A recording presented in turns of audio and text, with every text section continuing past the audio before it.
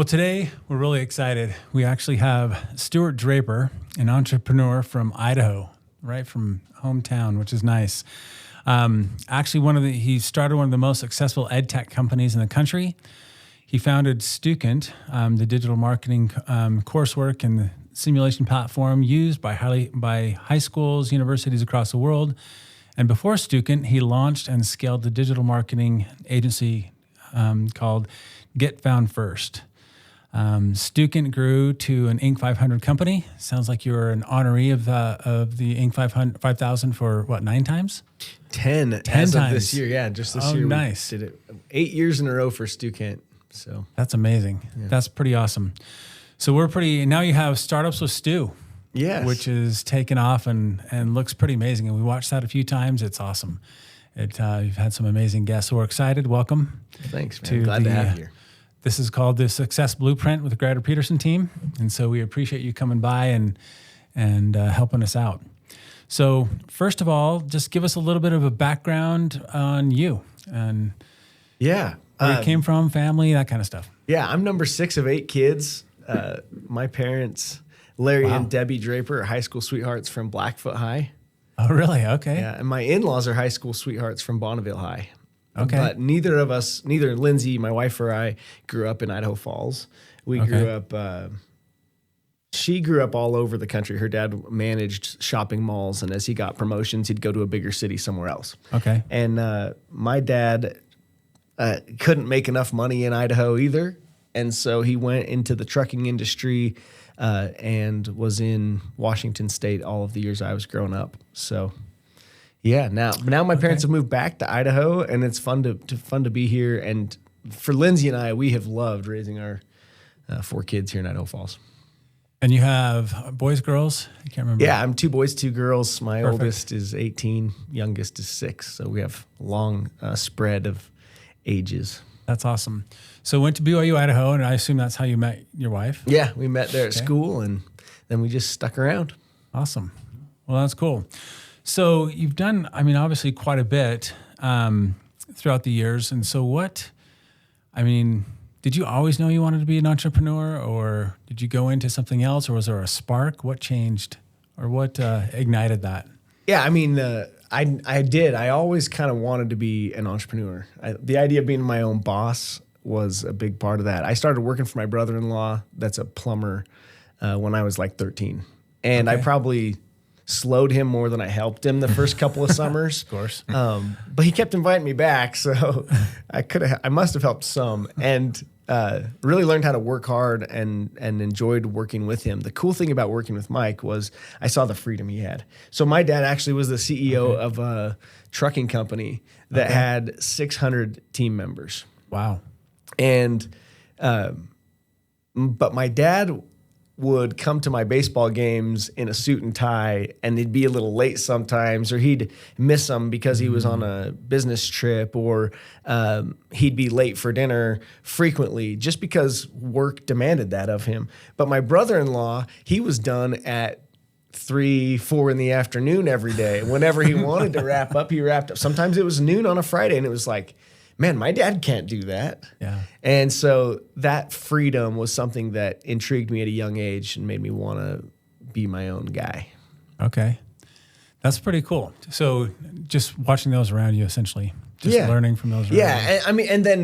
And then making lemonade out of lemons. So in college, I took a job doing like used car sales for one of Woody Smith's. Woody and let's see, I can't remember Woody's brother's name, but the Smith family that has the car dealerships here in Eastern Idaho, they had a little tiny lot in Rexburg. It had like 38 cars on it.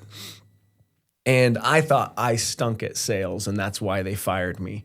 Like a month after that, they closed the store. Right. Really? Okay. Yeah. And looking back, I'm like, man, why wasn't there a manager with more wisdom and age and years than me that could have come to me and been like, hey, dude, just so you know, this isn't about you. It's about us, and we got some work to do in our business, at least at this lot, in order to make things go. And so anyone would have struggled to sell on a lot where you got 4 trucks and 5 sedans and 8 minivans, and there's not a lot of options for people. Right.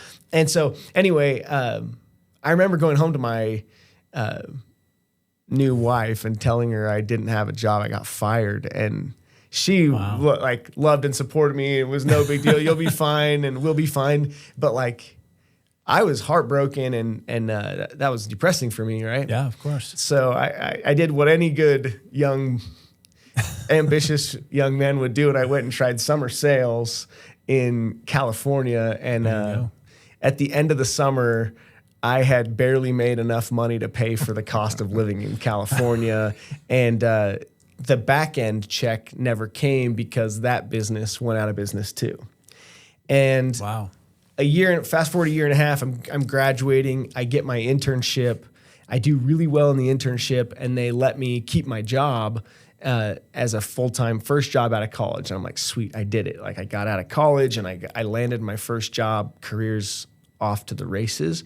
I was selling property management software for a startup called OpenBook by Yellowstone Hotel Systems. And they did this software for mom and pop hotel shops that couldn't compete with Marriott.com in the Google rankings. And so we were trying to help them compete.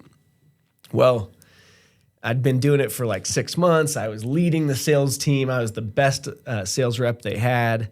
I had a few friends I'd brought into the company. They were doing well. Like, I was like, man, I'm going to do really well with this business. And I got in early days of this company.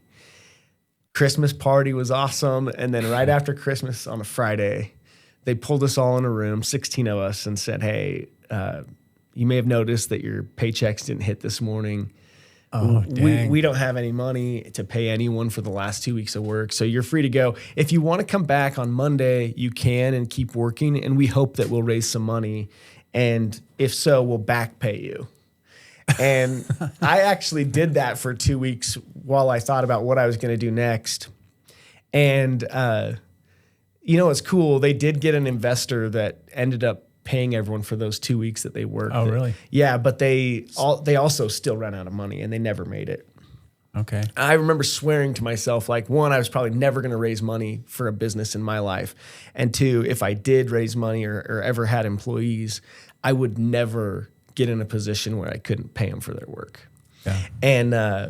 And be open with them. Like, I didn't even know the business was struggling. I'm selling and selling well, and like, it was 2008. Sounds like both times you were kind of blindsided. Yeah, like, all three times. By the way, we're done. Yeah, and all three times it was like probably more on them than me personally. Of course. But I took it personal all three times, right? That was hard for me. But I also just like grew this big old chip on my shoulder that like my poor wife that's now had to get this news from me 3 times, and now I'm number 2 is on the way. Our second child's coming. Wow. Like, I'm gonna hell or high water find a way to win at life and in business. And so rather than look for another job, I looked for dentists that would let me do their Google ads. My brother-in-law, I was like moonlighting, doing his Google ads. He had 3 record-breaking months of new patients. And so I was like, hey, I can do this digital marketing thing. So what time frame was this? This was end of 2008, beginning 2009. Okay. Wow. Yeah. And so I'm like 25, 26 years old, and I'm the CEO, baby. Yeah. So right. I'm sure so many people that I talked to were like, who is this kid? But we made a go of it. Signed up a couple hundred of dentists, and getfoundfirst.com. Wow.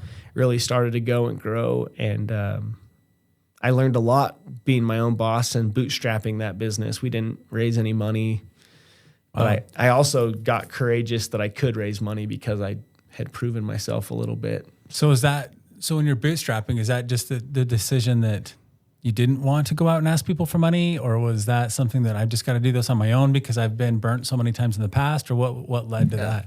That's a good question. So I think a service-based business is awesome for most young aspiring founders because you're trading your skills and time for dollars, which is basically what you do in a job, right? Yep. And you don't need to raise a lot of money in order to do that because of the internet, because of a home computer, home office space. Like, you can just, and you already are paying for a cell phone. Like, everything you need to run a service-based online business is there for so cheap. Yeah. And so I did that to get going, and I'm glad I did. Now, when it comes to like bootstrapping and choosing to do that, yeah, I had kind of sworn off the idea of ever raising money because I'd seen a guy raise a bunch of money and then lose all of his investors' money. And that like scared the crap out of me. And it also just felt like there's a way to do it where you don't have to raise money. So I eventually did. And so I'm happy to share that story too at some point if it makes sense for this show. But well, that's awesome. What is some of the, you said you learned a lot during that. What's some of the things that you learned as then you were building these bigger businesses and companies? Yeah. What's some things that you learned in that and just your little startup that actually became a big startup? Yeah, trust contracts, not people. So I thought I had partners that I could trust with my life, and I didn't put contracts in place because of that. Mm-hmm. And one of those partners walked away with a third of my business, and there was nothing I could do about it. And wow. I'm, looking back on that, I'm glad that I didn't get muddy in a legal battle and lawsuit young. It would have been a waste of time, money, and energy and emotions like would have run high in a way that would have been just so unhealthy. Like the negativity that would have come from getting stuck in that mire of mud versus just moving on. I'm glad that I didn't waste my time on that and that I just moved forward. And looking back now, like him doing that made it so when I ended up having an exit and selling the business, he wasn't there to be a part of it or to share with. And so, and guy's awesome, good dude. In his mind, he was just doing what was best for him and his family. Yeah. And in my mind, he was a thief, a crook, and I was so mad. Right. But, yeah, of course. But like letting myself dwell on that versus just going and growing and figuring out how to have success with the business without him was the better approach and the right thing to do. And now looking back, I've just forgiven him and moved on from it with the idea that, he was just doing what he thought was right. And so because of that, if that's how people are, if they can justify their actions based on, and these are like people that they think they are a good person, they're striving to be the best they can be, and yet they still burn people. Right. If that's the case, trust contracts, not people. Yeah. And just make sure that you set yourself up for success in that regard. I'm sure that's also been a lesson that was an expensive, my dad used to call them expensive tuitions, right? Yeah, oh yeah. That as you got that expensive education, as you're developing these other businesses, you're probably glad it happened way back when versus as you hit some of these other home runs that you're 100% able to implement that strategy or that discipline into it now. Yeah, I mean, I probably would have invited someone to be a partner versus just have some stock options and shared ownership as a minority partner if I hadn't learned from that in the first business. So there was value in that. And I love what you said about tuition, Morgan, because, it's funny. A lot of entrepreneurs like to bag on traditional education and the cost of going to school. But business school taught me a lot. And because I went to business school, I was way more prepared for running a business that would get a lot more sophisticated than a lot of entrepreneurs, type of business that a lot of entrepreneurs run, right? So when you raise money, you have to file with the SEC, you have to be able to work with a good attorney, you have to work with a good accountant. And so some business school for me was really helpful. Right. And that also saved me some of that tuition that a lot of founders have to pay learning the hard way. Oh, yeah. So you're going to pay it anyway. you're going to pay tuition, baby. Yeah. The rent is due kind of thing. And when you're learning it through school, it's a lot easier and a lot more fun than learning it through a bad day at work or a bad month at work. And you're like, now what? And then you're going back on contracts that are not in your favor. And so that's awesome. I like that point. Yeah. So for me, glad I had that traditional education, and I could talk education all day because I spent a decade building a business that supports it. So. Oh yeah, of course. So when was that? So with Stukent, of course, where was that aha moment? And we were like, was it just an instant, like, this can be done a better way and I'm going to create a business around this? Or did it grow over time, or how did that start? Yeah. I had the aha moment when my professor, Kent, the Kent in the name Stukent. Oh, it plays on the word student, and it's got my name in it, but it, I thought it was for Stu. I didn't. Yeah, so Stu Kent, he's my professor that taught me digital marketing in 2007. In Okay. 2011, he invited me back to come and teach again. And when I was teaching, I was like, dude, this is a lot of the same that I learned 4 years ago, and digital marketing's evolved a lot. Yeah. And the way that I have to like guide these students to all these free places online where links are broken and students don't know what they have to study to be ready for the test. And I got frustrated with that experience, and I went to Kent and I said, hey, why don't we write a textbook, you and I, and we'll co-author it, and then I'll start a business where we self-publish, because Pearson and McGraw-Hill, they're going to move too slow if we go to publish with a big publisher. Yeah. So Kent actually turned me down. It didn't work out for him to be a part of the business. But we kept the namesake, and he and I are good friends today. And I co-authored with a professor from BYU. But I worked on the idea and the business plan from 2011 when I first came up with it at BYU Idaho as an adjunct faculty member through 2013. So 2 years of business planning and preparation while I still owned Get Found First. And during those 2 years, I was working during the day for Frank Vandersloot at Melaleuca, doing online reputation management for him and the business. And it was so important for my career to have those 2 years learning from a billionaire. I'll bet. And Frank would probably listen to that and go, Stu, learn from me. Like, how did you learn from me? Like, we spent 7 business days probably across those 2 years worth of time together. But you know what's awesome about that? Something that I've learned that I hope any aspiring founder hears today, it's that you can learn a lot from watching people and from proximity, just being around them. So I went to lunches with Frank. I saw how he treated the waitress. I went to like meetings with Frank where I saw how he treated his team. I sat just him and I debating and going back and forth on the right way to word something that was going to get published online, and saw how he cared more about a lot of other things besides him and his own personal brand and his company's brand. And I also learned a different way to think about money, because I was around someone who treated $5,000 like I treated a nickel, right?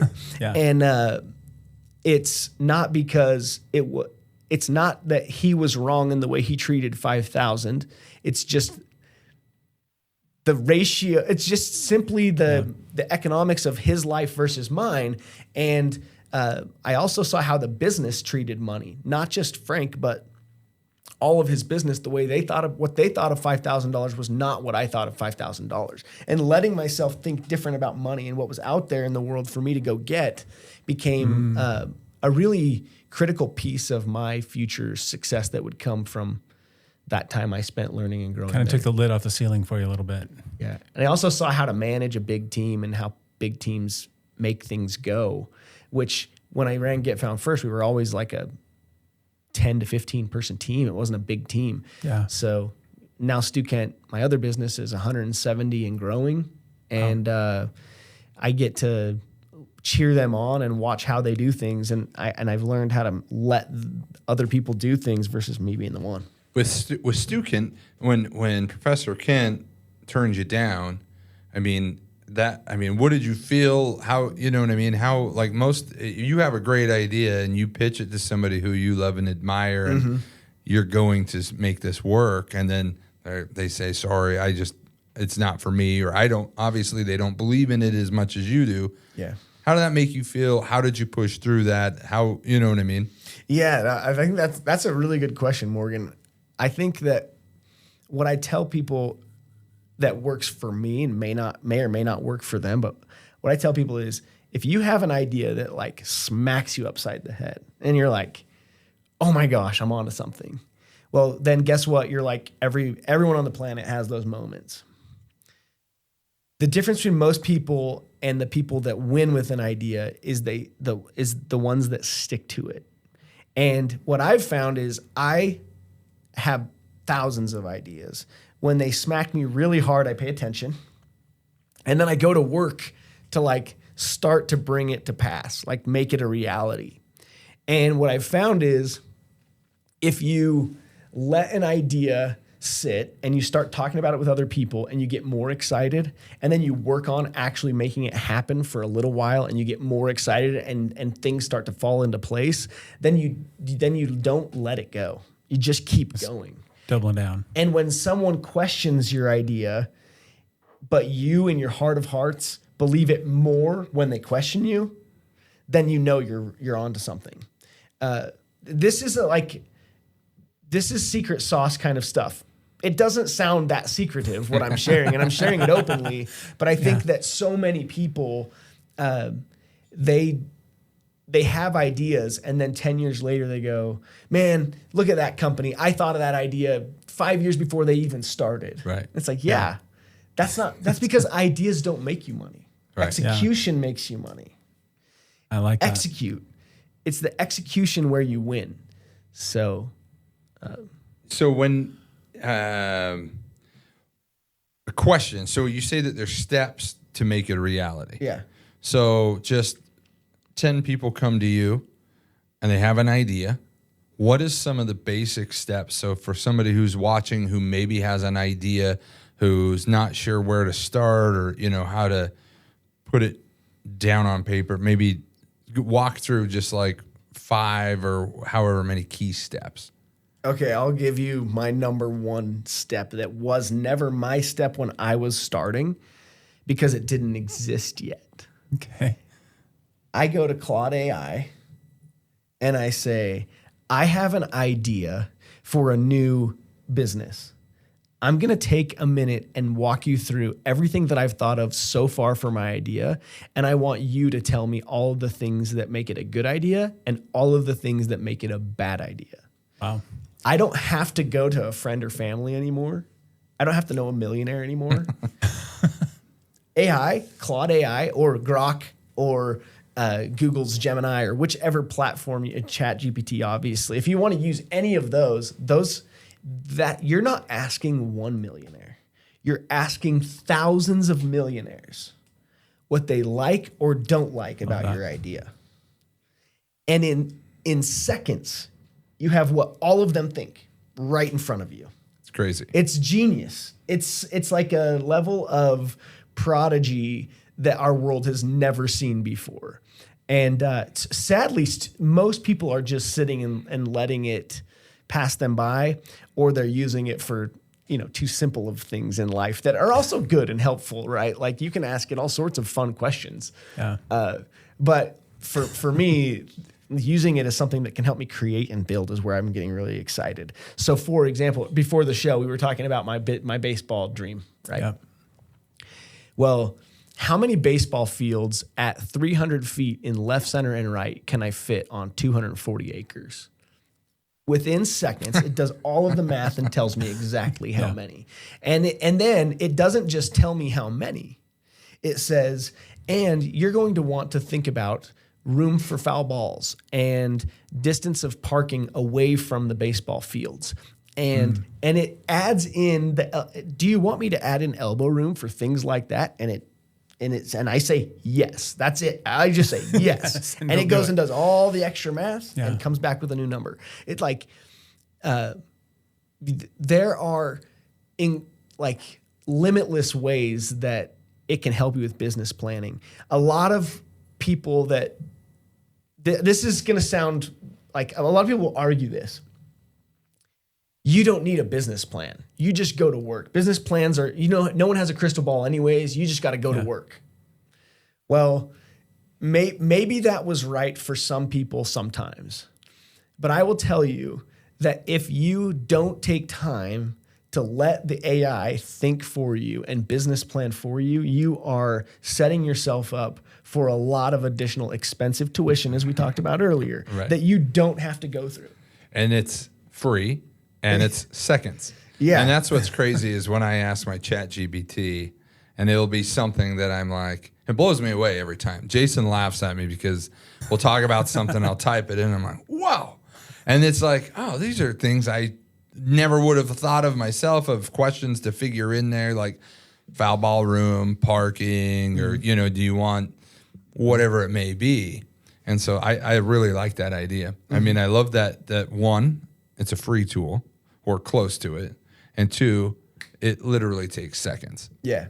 And I would tell most people that it is worth the investment in one of those AI tools to get the pro sophisticated advanced version.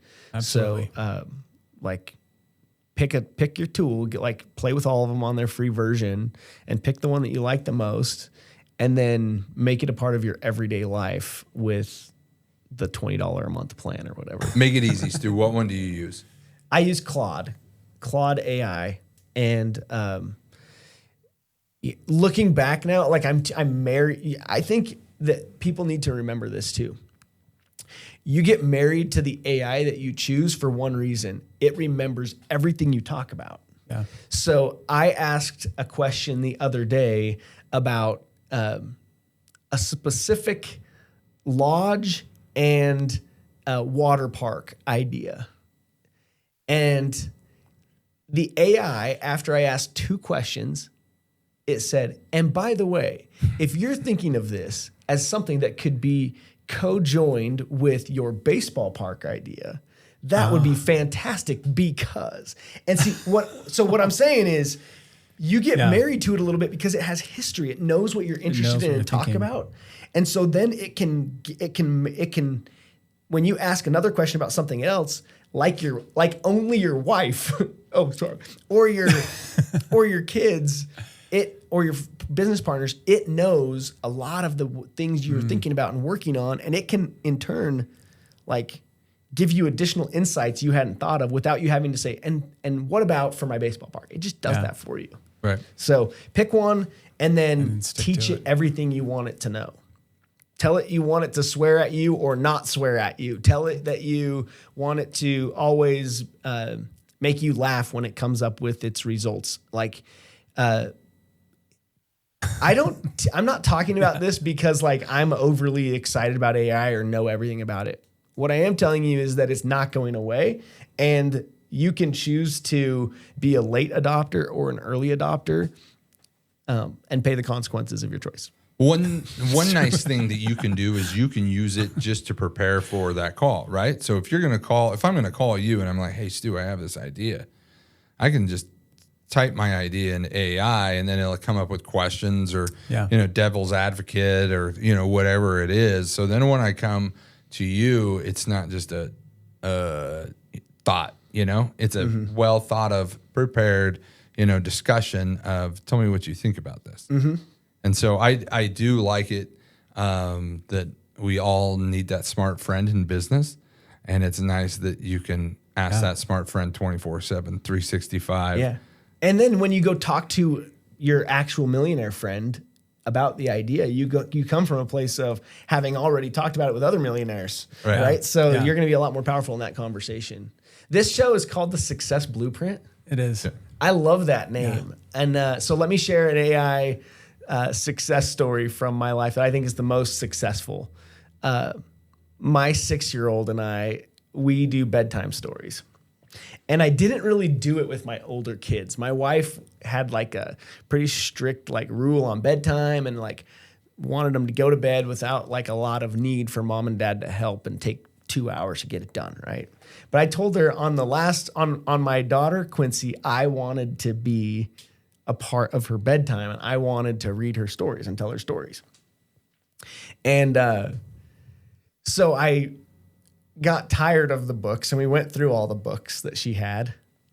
And one night I came up with the idea to tell Claude to do this. I said something like, Quincy, what animals do you want in your story tonight? She came up with like a sloth and a monkey. I'm like, oh, and usually a bunny. Bunny is like a part of most of the stories. I said, okay, I would type into the AI or tell the AI, write a story for a 6-year-old girl that includes a bunny, a monkey, and a sloth, and give them funny names and have it share Christian values and last no longer than 3 minutes for me to read. And bam, I'm not kidding, in like 5 to 7 seconds, I have my whole new story to read to her. And it has the animals she wants in her story. And it has funny names that are going to make her laugh and giggle. And I seem like this amazingly awesome dad that always has good stories. And Dad is such a good storyteller. Yeah. I love it. Like people will talk about success from a standpoint of money. And I think that finding ways to win in your career are important, and that you will feel fulfilled and feel successful as you win there. But I've had the mega paydays, like one payday that was, come on, most people in this world never get to experience kind of money hit the bank. And I remember calling my my closest business partner and having a screaming moment on the phone, like, we did it, it's real, can you believe it? 7.5 years of grinding, and here we are on this payday. Like, this is awesome. And then I remember a call with my wife, and then coming home and hugging her and like having that exciting moment. And then the next morning I woke up and I was the exact same dude. Yeah. And except there were a lot more zeros in my bank account. And I remember thinking about, like, it will be fun to go and figure out what I'm going to do with this. But when I came home from work that next day of coming home from work, my kids were equally as excited or not excited that I was home. Younger ones always more excited for dad. Older ones don't care as much, right? Yeah. But buying the nicer boat is awesome. That's fun. But the smile didn't come from like driving home with the boat. The smiles and laughs came from cheering on my son when he did his first 360 behind the boat. Right. And sharing that moment with him. Right. Success comes, in my opinion, not from the money you make, but from the people you get to share your success with and their desire to be with you. Yeah. And so, the AI to help me dream up my next business idea that's going to make me millions, that's fun. It's cool. My 6-year-old does not care, not one bit. Yeah. But using AI to read her a story that makes her giggle, and when she looks back on life when she's 25 and has her first kid, she'll remember dad read her stories at night, right? Yeah. And so, like, sorry, I get a little leaky eye. It comes with a big heart, and it's a condition. So, but I mean, that's true success. If you want to, if this show is to inspire people to find success in life, that's true success, in my opinion.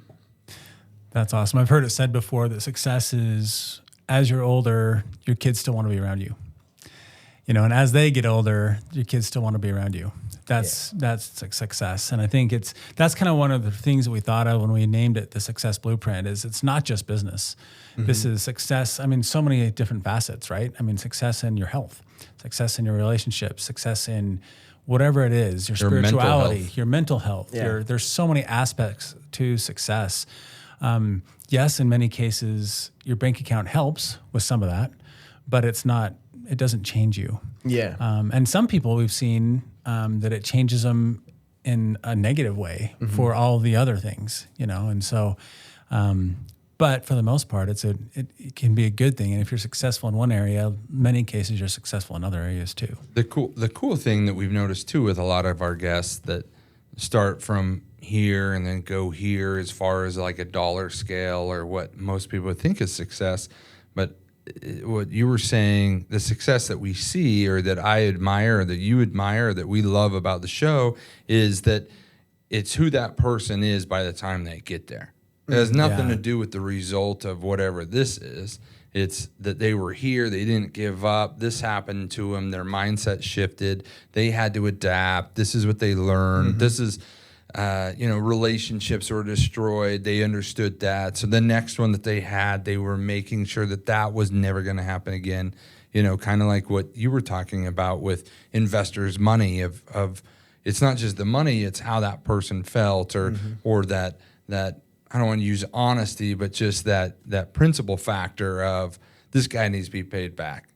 He gave it to me, trusted me. It's got to go back to him of exactly what he thought it was going to be. And anyway, I think that's pretty awesome. It's just the transformation of people from here to there. And so I do love that, with your kids. And we've had a conversation in our house where my 16-year-old does not think I'm very awesome. And sometimes I try to share my successes with him, and he's like, that's stupid, like, oh, wow, cool. Like you did well at work. That's awesome. And my wife's like, they don't, and I'm like, how does he not care? Like, this is what bought your shoe. And she's like, well, the thing is, they don't care about all those good things, but they don't care about the bad things either. You're always going to be their dad. And so that to me is like, when you say those things, that is pretty awesome. Yeah. That they don't care about the highs and lows. And that's the good principle to understand is just be dad. Be the best dad that you can be. Yeah. Yeah. And I think that there is, for some folks, I think they get lost in like, money's evil. Money can ruin you. Therefore, like, I want to set a lower standard for what's possible for me. And I don't think that's right either. And I think kids pay attention to that because they go, my dad didn't, if in their mind they associate, my dad didn't work that hard, and because he didn't work that hard, we didn't get to afford this or go do that or the other thing. And so money can help make memories. Absolutely. Money can provide for your kids, and they don't care how you make it. They care that you get to do the memory. Yeah. Yep. And so working to make those memories, I think as a dad, is so important. My dad was such a good example of that. Like my dad lost everything. That 600 employee trucking company died. Wow. Between Y2K software updates, pricing issues, terrible weather in the trucking industry for a few winters in a row, and biggest one was the strike of his unionized trucking company for the fourth time. Wow. Killed their business. And so that was between my sophomore and junior year. I hardly knew that my dad was going through anything hard. But now looking back as a grown man who's worked and run businesses, that had to almost kill him to go through that kind of pressure and stress. But we still went snow skiing. He still found ways to help us pay for our first year of college, to put on braces on all 8 of his kids, to get a boat, not the highest end, fanciest, greatest, but a boat so we could make memories. And we didn't get to travel a lot of places very far from home, but we went on a trip to see Grandma and Grandpa and play on Henry's Lake every week, every year for 1 week. And he just made memories with us. Now he's 71, and yesterday I was able to take the day off of work and go and hunt with him. Oh, that's awesome. And, for me, that memory and being able to, when I say take the day away from work, I don't have a boss. Right. Yeah. But I do stay driven to make it so my 6-year-old thinks that money doesn't grow on trees and stay busy and work on things. And I have that freedom to go and say, hey, I'm going to go and hunt with my dad on his day off. And now that he's retired, it's not a day off for him. It's just the day he picked, which happened to be my birthday. So he picked to go on a buffalo hunt, a guided one. And he didn't pick just any day. He picked my birthday and was like, hey, we're going to go make this happen. Let's go make this memory together. That's awesome. That's Jason really cool. and I talk about this too. You'll always remember that. forever. You right? know, and Yeah. the day comes that unfortunately he passes away, you're going to be able to look back and see those pictures and remember those feelings and remember those conversations and, you know, the things that you learned. So that's awesome. Yeah, 100%. So I'm grateful for his example for me of just creating those memories. And that's what's nice about making a little bit of coin to be able to back some of those things is because it's not, you know, like all these things you're doing every single day maybe, but to be able to have these experiences that are bucket lists or once in a lifetime opportunities to go down and enjoy. There was something the other day that was talking about by the time your kids are like 16 years old, you've spent in a lifetime, you've spent about 60% of the time you'll actually spend with that child already, which blew me away. I can't remember the number, but I think it was pretty close to that, to where 60% of the time you'll spend in their lifetime and your lifetime with that child is done by the time they're about 16, 17 years old. Yeah. And it actually, if they move away for work or things like that, then that number actually increases. And so it's even less time you have as they go on. And so that just goes to show how much those memories mean everything. I mean, that's everything. They don't remember what you got them or what you bought them, but they remember the experiences that you created. Yeah. For sure. And that you went with them, which is pretty awesome. So Stu, real quick, growing these businesses, what is one mistake that you find or that somebody, because we talked about what's something that if they're starting, how they can do it, maybe what's one mistake that you see that people do or a pitfall? We talked about, you know, trust contracts, not people. What's maybe another expensive tuition that you see is more of a reoccurring?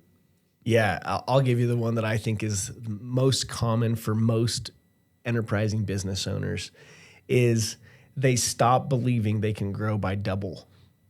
So we limit ourselves so much in life in general.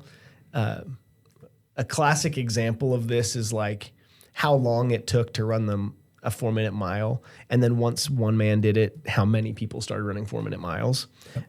Or the first time we did a backflip on a wakeboard was neat. And then the amount of time to do a double backflip was neat. And it was cool to see that progress. And then the shortened time from a double to a triple backflip was like even more impressive. And why do humans do that? Well, we see other people accomplish things and then we go, if they can, I can. Most business owners don't double. And so most business owners are around other business owners that are happy with 10% year over year growth. They think that's what's possible, that's what's doable, that's what they should aim for. But you can do way more than you think. And your team of people around you can also do way more than they think. And so as a leader, if you can let yourself believe more of your own self and then let yourself believe more of your people and ask more of your people, then all of a sudden what you guys can go accomplish year over year can be so much bigger. So I would say that not setting a high enough goal and planning for because once you set the goal, then you can work back to go achieve it. And so few people let themselves do that. So we did an annual retreat at Stukent where we talked about next year's number. And then I was like, this is dumb. We can't talk about next year's number because we find that it's a dream to have a big number that's that close because you can't make it a reality in time. You're not giving yourself enough runway to go work to do it. So we would start thinking about 2-3 years out and project that number and go, okay, what are we going to have to do? If we want to be there in 3 years, what do we got to do now? What seeds do we have to plant today to make it happen? Who do we have to hire? We're a $4 million business. Who are we going to hire that's going to take us to 40 million? Let's get those people on our team. And where do we find them? And what are their skill sets and what products are they going to have available to them to be able to grow our business at that level? Like when you let yourself think that big, then you can go work backwards on what it takes to achieve it. So I love it. that's a mistake That's awesome. people make. Yeah. Love that. Well, tell us a little bit about Startups with Stu. Yeah, so I've got a show, Startups with Stu. It's a podcast dedicated to helping founders at all stages from aspiring with an idea and wanting direction on their idea to exited founders that can just share their story of success, and other founders can always learn from those folks. But I think a lot, what's unique about my show is that people that are just getting going that have questions for me can get advice on the show. And in listening to the advice I give, other founders can go, oh, I had that same question too. And so that's the hope, is I can help a lot of founders. I have a mission, personal mission, to go help over 1,000 people become millionaires. And I think if you can dream up being your own boss and starting your own business, you're doing it in part because you want to make $1 million or more. And so I want to go help those people that have the drive and passion and vision. I want to help make it a reality. And they say that you're best suited to help the person you were 10 years ago. I love that. And so I like finding the Stu of 10 years ago and saying, hey, man, let me put my arm around you and tell you, keep working hard. It'll work out. Today sucks, but it'll work out. And let me help you through it a little bit with just advice. I think people don't realize the power of some good advice and cheering them on. So. What's some of these businesses that, I mean, can you share that you've looked at? One of my favorite ones right now is called Swintros. This technology gives you like a video dating app experience, but for hiring people into new positions, usually entry-level positions that are customer facing. We waste a lot of time as business leaders in a 15-minute in-person interview, where in the first 1 minute we had enough to know like this isn't going to work out, right? It's the wrong person for this job, Yeah, and so the video technology gives you a chance to just see how they interact, how they present themselves in 1 minute. And if you like that, then you can take the next date and do the 15 minutes. But otherwise you get 15 people that you can spend 1 minute with. And instead of spending hours going through them 15 minutes at a time, you get a 1 minute review. It's freaking brilliant. It's called Swintros, and you can download it in the Apple and Google Play stores. So. I mean, that's pretty awesome. To get on there, you're looking for somebody for you're swiping right and swiping left, I guess. Yeah, and you're scrolling through, and then you click, and you're like, not happening. Keep going through, like that's genius. That's awesome. Yeah, and I think there's always a need for hiring. Like that's never going away, even in times when there's more unemployment and people are hungry for work. The hungriest ones will do a good job on their 1 minute video, and they'll be glad you spent time with 1 minute and you didn't have to go through hundreds of people that are all wanting jobs. So I think it's good in both economies, and I'm excited about it. That's one example. I've got a crime watch software called Blockwatch, and that one is getting going. And I've invested in a bunch of others. One's a podcast software called PodUp, PODUP. I sit as the chair of the board on that one, and it's pretty sweet AI-driven technology. So, Awesome. Well, we will, are you all right if we bring you back on for a part 2 and part 3, 4 and 5 and 6? I feel like we'd barely scratched the surface. I think it's fun to do this kind of stuff. The more we talk and listen to each other, the more we learn. And so, let's do it when it makes sense in the future. We've got a lot of other good people to have on the show, so I don't want to take too much time from anyone else. Well, I appreciate you so much, man, for coming on, and we'll definitely get you to come back on, and we'll talk about some of these things. And cool. I appreciate your input and just ideas, and one last maybe thing that you could give for a entrepreneur, business owner that is feeling like they're in the grind. I love your work-family balance. What is something that you'd give advice for that work-family balance? Okay, so balance, I think, is a myth. There's an author named Chad Willardson that's written a bunch of books now, and his latest one that he just released is about balance being a lie. I think that if you look at the greats of the world, they had everything but balance. You could describe them as anything but balanced. Yeah. It takes a lot of focused energy on one thing to get great. And so, Kobe Bryant, incredible basketball player. If he wanted to go and become a PGA golfer, he probably had the God-given hand-coordinated strength to do that. But if he had tried to do both, would he have been the great that he was at basketball? Who knows? So I think that it's about the quality of the time spent more than the quantity of it with your children. They want you, they need you. but they also need school, and they need other good, they need the village of other people, their baseball coach, their hockey coach, whoever it may be, that's also in their corner, their church leader.